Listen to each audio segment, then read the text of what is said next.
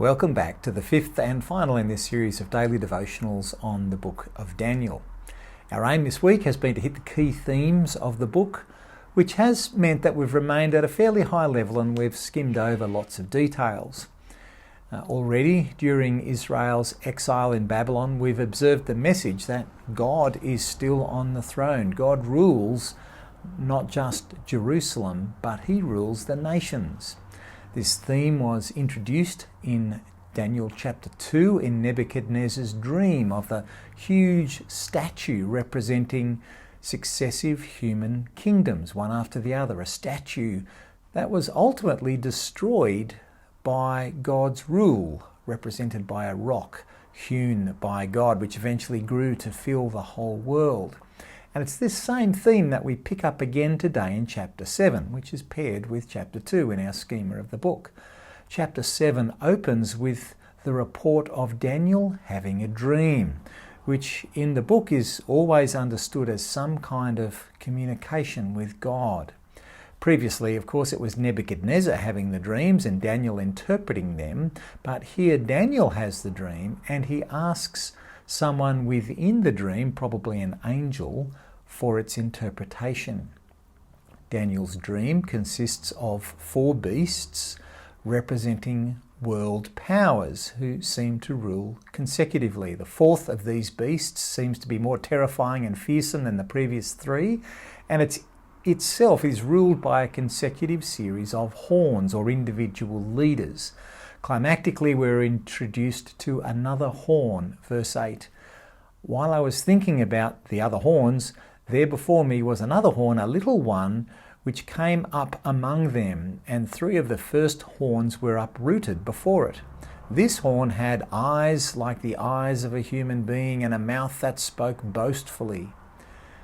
Already we're wondering who can oppose these fearsome beasts and their leaders, right? But as we read on, verse 9, as I looked, thrones were set in place, and the Ancient of Days took his seat.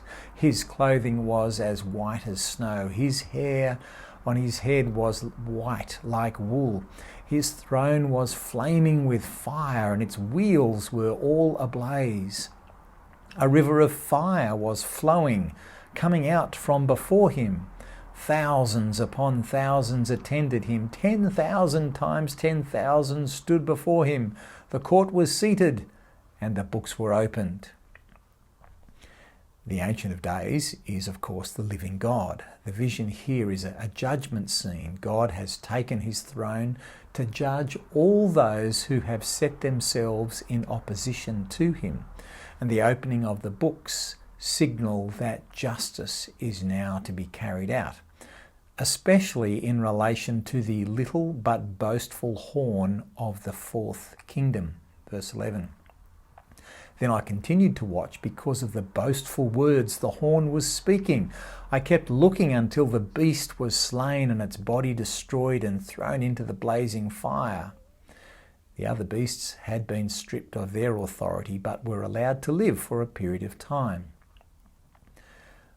With the beastly opposition judged and summarily dispatched, Daniel's vision continues.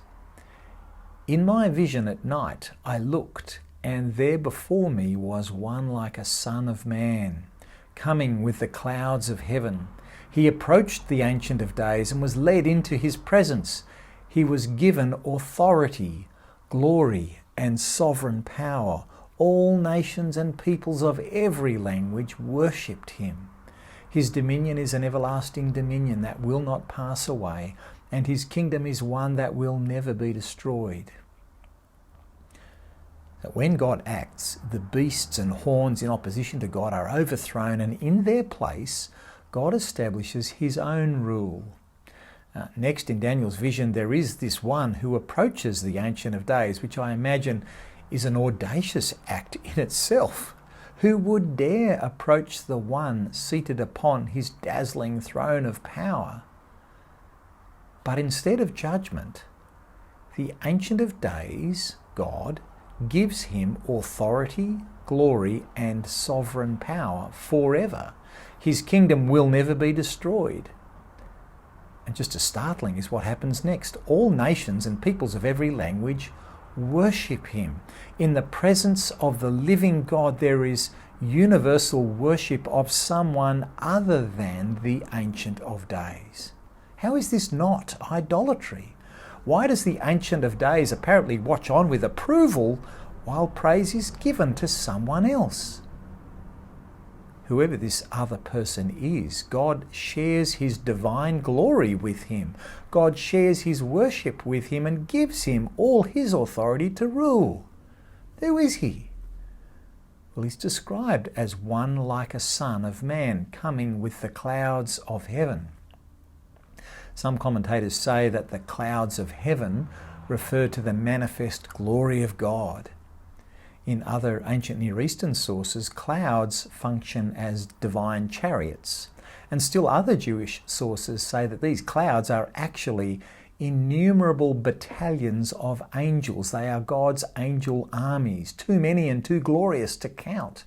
Either or all of those options work for me, because the point is that whoever this person is, he is divine in nature, and that the Ancient of Days acknowledges him to be divine. What else do we know? To be like a son of man means that he shares the characteristics and nature of a man.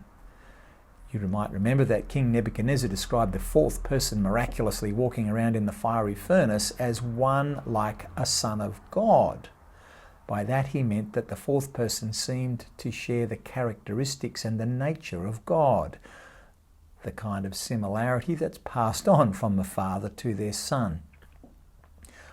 More than a family likeness, there is a connection of being. One is completely like the other. And so this one like a son of man who approaches the Ancient of Days is both divine and human. And here's the one to whom God gives all his authority and power to rule. What does all this mean? Let's keep on reading from in verse 15.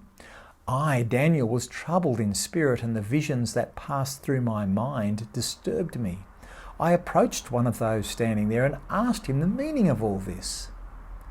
So he told me and gave me the interpretation of these things. The four great beasts are four kings that will rise from the earth. But the holy people of the Most High will receive the kingdom and will possess it forever, yes, forever and ever. The vision continues on, but let's just pause here for a moment, because it seems that Daniel has been told the identity of the one like a son of man, that he is the holy people of the Most High. The original readers of Daniel would have assumed that this means God will turn over all power to the nation of Israel, to them. And though it seems that way, yet there are so many problems with such a simple interpretation.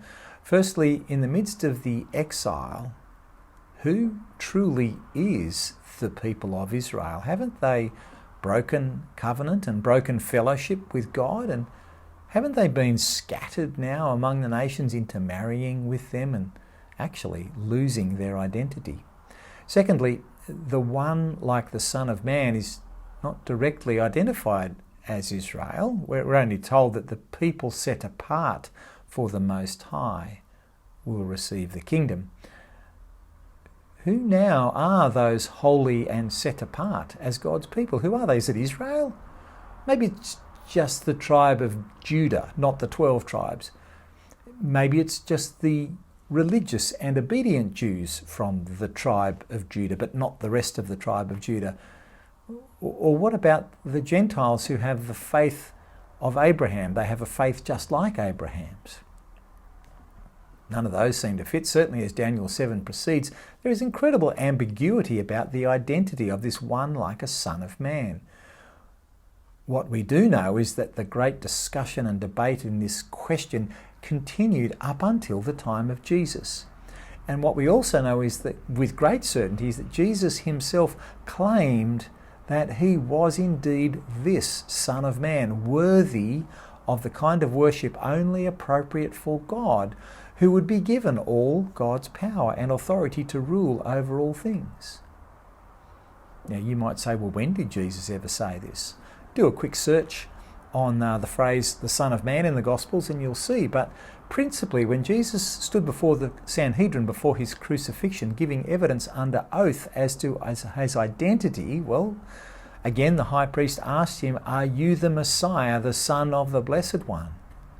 "I am," said Jesus, "and you will see the Son of Man sitting at the right hand of the Mighty One and coming on the clouds of heaven." Jesus could not have been any clearer. Everybody present heard what he said, understood what he meant in relation to Daniel chapter 7, and we know this because of their reaction. The high priest tore his clothes. "Why do we need any more witnesses?" he asked. "You've heard the blasphemy. What do you think?" And they all condemned Jesus as worthy of death. So much more we could say here about the Son of Man, particularly in the message of the book of Daniel, but this is the key. When God's people were at their lowest ebb, persecuted, oppressed, apparently abandoned by God in exile, Daniel's vision promises that God, the Ancient of Days, will overthrow all opposition to his rule and install his Son, the Messiah, who is representative of all mankind, a Son of Man, to rule at his right hand forever. Now, what do you think might be an appropriate response to all of this? Perhaps you'll tell God this right now in your own prayers.